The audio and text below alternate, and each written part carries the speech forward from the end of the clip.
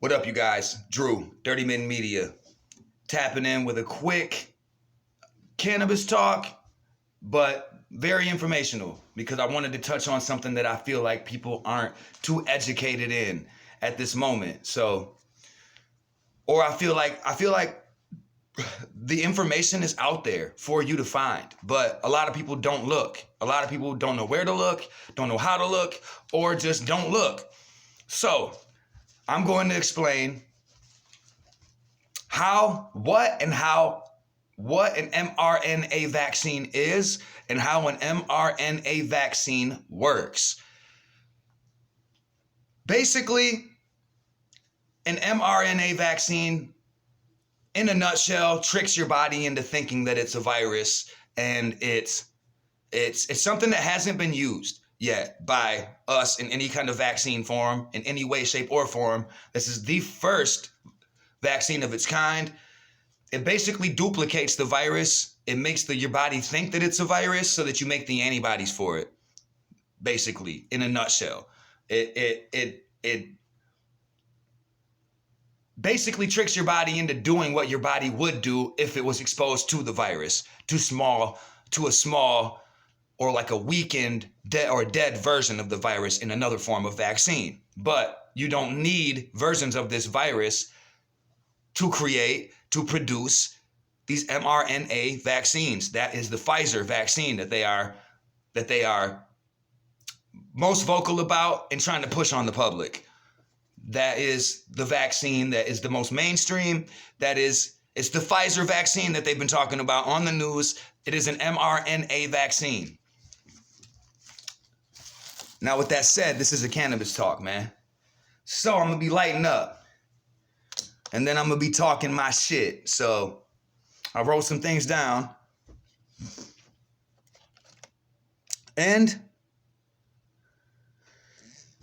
I'm just going to explain how an mRNA vaccine works and what it is. And for the people that are confused about whether or not, and really, when it comes to the vaccines, there's a lot of things that you do in your daily life, really, that are worse for you, I feel like. But that goes for a lot of different vaccines. But I think this vaccine, there hasn't necessarily been enough trial and error, enough testing. I can't say that or put this vaccine into that category because in the past, the CDC has held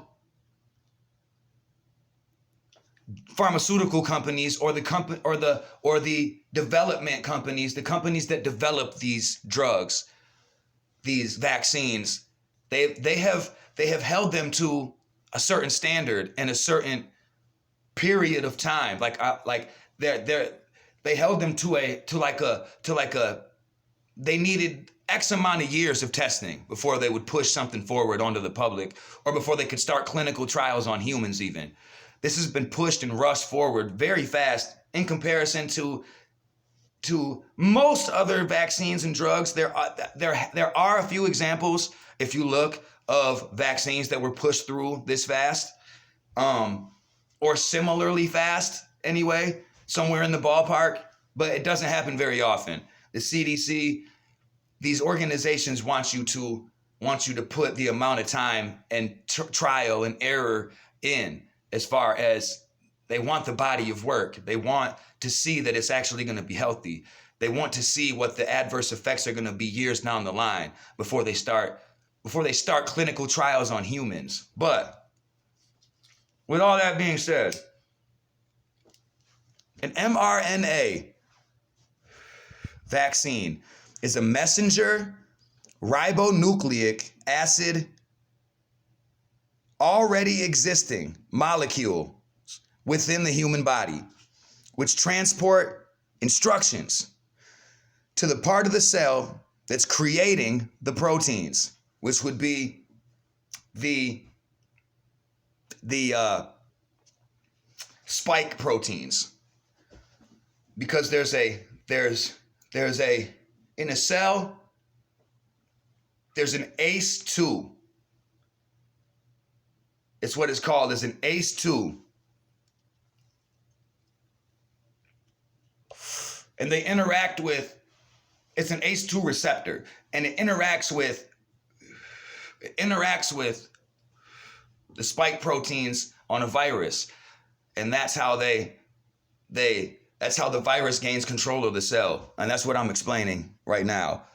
The mRNA approach encodes instructions into synthetic strands of mRNA on how to create antibodies to fight the virus. Upon introduction to the programmed strands of mRNA, the body's natural process of creating these antibodies takes over. Now, that's basically what I explained at the beginning, as far as it basically telling your body that this is what it is, and your body's natural process of creating this antibody takes over after your body's kind of been tricked. Now, I don't know whether that's a mutation. I feel like a lot more study has to be done as far as whether even that part of it is healthy for human consumption or for human use. So that was kind of explaining exactly what the mRNA vaccine is.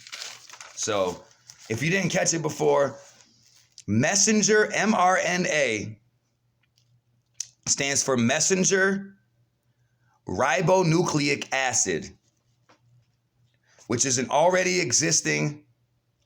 are already existing molecules within the human body, which transport instructions to the part of the cell that's creating the proteins.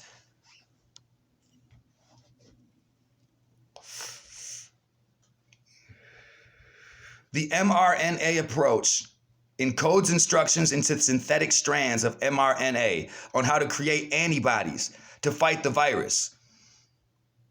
Upon introduction to the programmed strands of mRNA, the body's natural process of creating these antibodies takes over. So that explains to you what an mRNA is and what it does. But I explained it into a little bit more detail.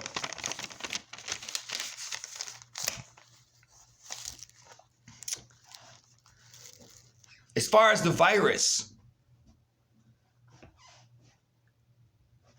or how the virus works, the virus's spike proteins and the cell's ACE2 receptors interact,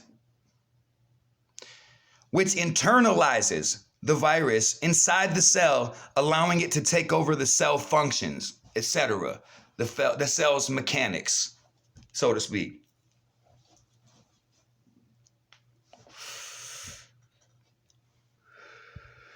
The goal of any vaccine is to block the interaction between the ACE2 receptor and the spike protein, preventing infection.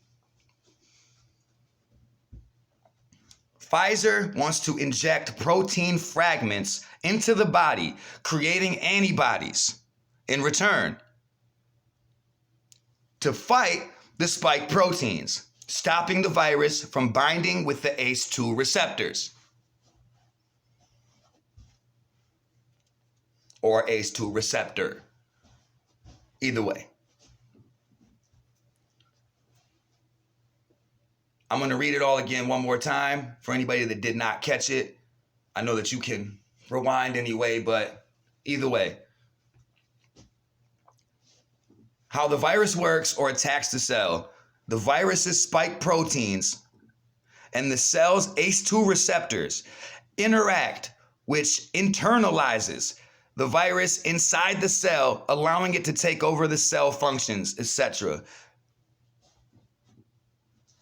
or the cell's mechanics, etc., just allowing it to take over the cell.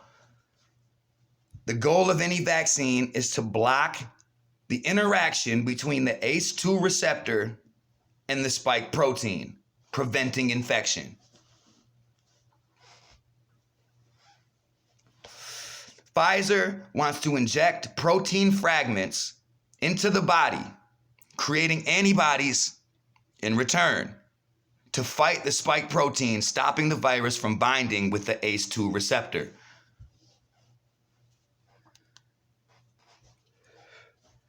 Now, that's about as simple as I can explain it, as far as from a scientific standpoint. That's about as simple as I can break it down for anybody in layman's. And that's the reason that I did this cannabis talk, is so that people would kind of understand and be able to visualize it in a way. You know what I mean? So I think there's information out there that certain people can find, or maybe don't even know how to find, but don't know how to digest it necessarily. So, and a lot of these cannabis talks, I want to talk about that type of shit. You know what I'm saying? I had a video taken down yesterday and it was of Lupe Fiasco debating someone. And he was pro-vaccine, which was, but I think it was because of the debate. And the guy that he was debating with was an anti-vaxxer who had standpoints of an anti-vaxxer. I don't think YouTube liked that dude's standpoints, even though Lupe Fiasco pretty much crushed every single one of his arguments. You know what I'm saying? So I don't know. It's unfortunate because he did a real good job of explaining what I just explained in an even better way because he's such an articulate guy. You know what I'm saying? So that's why I used him rather than me. People would rather hear him. You know what I'm saying? But whatever. Then I can do it without the other side of it right now. But I want the other side to be heard. I've said the other side before on my channel, but it wasn't taken down. I feel like somebody might have flagged it, because I shared it to Facebook and it was gaining some traction, more traction than videos typically do on this channel because it was Lupe Fiasco talking about vaccines and face masks and the hot topics. So I think that people might have freaked out about it. You know what I'm saying? And it caught more traction because of the topic and who it was, the title. The video caught a little more traction than usual, so I think somebody saw it that got a little disgruntled over it. But that was just me explaining exactly how an mRNA vaccine works and what it does inside your body and how it actually fights the virus. This is Drew, man. And I'm going to light this bitch back up. Oh yeah, the strain of the day, man, also is Larry OG. Larry OG. It's a California strain of OG, man. You know what I'm saying? It's fire. Very fire. It's similar to the Tahoe. It's right up there as far as like with the Reserva Privada, with the Tahoe. It's fire, man. You know what I'm saying? It's very, very, very fire. Actually, I'll show you a bud before I cut this shit off real quick. You know what I mean? Show you a bud real quick. You know what I'm saying? It's some fire, man. Some ooh-wee. You know what I mean? But this is Drew, man. Dirty Mitten Media. With another cannabis talk. Like, subscribe, comment. And I like to give you guys some information, man. Something informational. You know what I'm saying? So, I think most people probably learned something watching this fucking video. And if you didn't, man, then good for you, man. Because that means you're on top of shit. You know what I mean? But I just know a lot of people sometimes don't have the time to. So it's easy to put it in video form for people. You know what I mean? Because people have their lives going on right now. And this pandemic is fucking everybody's lives up. You know what I mean? People are struggling to find ways to get by. So if this can help you save some time or whatever, then that's what it's here for. You know what I'm saying? It's Drew, Dirty Mitten Media, another cannabis talk. And I'm out of here.